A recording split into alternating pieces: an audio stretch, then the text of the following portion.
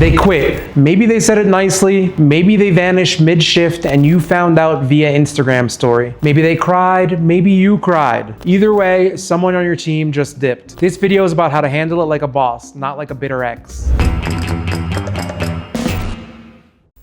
Whether they left to pursue other ventures or because your kitchen actually has standards and they couldn't hang, you don't need to throw shade. You need to see the gift in it. Because losing someone, that's not the end. It's the opportunity you didn't know you needed. Here's the truth. Not everyone is built to stay on your team forever, and that's fine. You're running a business, not a hostage situation. Maybe they realized cooking wasn't for them. Maybe they want to open a food truck. Maybe it's your camera guy and he wants to bake bread for another bakery. Right, Eduardo?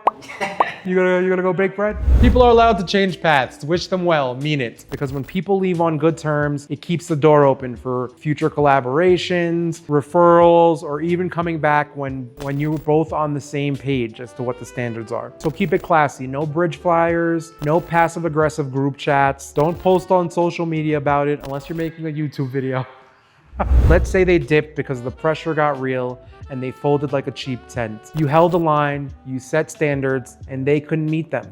Again, cool. Not everyone thrives under high expectations. That doesn't make them evil or bad. It just means you're serious about what you're building and they weren't ready. Still, no need to be salty because you were probably that person once too. Yeah, remember that job you bailed on after one lunch rush? Here's the good part. When someone leaves, you just don't replace them, you upgrade. You ask, what were they great at? What didn't they take off your plate that you wish they had? Where did the communication drop? Were they a team player or just there for the vibes and the paycheck? This is your chance to fill the hole and patch the cracks they left behind. You're not just finding a clone of the same person. You're building a better role. That's leadership. That's how you get your business tighter with every staffing change. Look guys, let me tell you about something. If you're serious about building a profitable personal chef business, the Personal Chef Resource Vault is non-negotiable. And better yet, it's free. Inside, you'll get some of the exact tools I use to run my business. Airtight contracts, proven email scripts, a pricing system that protects your time, and a real marketing blueprint. You can download it free in the link in our description. So go ahead and do that. Here's the thing that most business owners don't realize. Losing team members is part of growth. You will hire people who will ghost. You will hire people who were amazing until they weren't. You will hire people who say they want feedback until you give it. But every single one of those moments is a test. And every test is a chance to do it better next time. The goal isn't to have a perfect team that never changes. The goal is to create an environment where the right people rise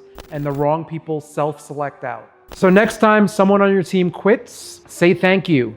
Get curious about what they added and what they didn't. Use that to create a clearer role for the next person and keep it pushing, because leadership isn't about hanging on to people. It's about building a team that aligns with your vision and keeps evolving. Like this video if you've ever been ghosted by an employee after feeding them 3 meals and giving them a ride home. Subscribe if you're trying to build a business that actually gets better over time. And remember, no hard feelings, just higher standards.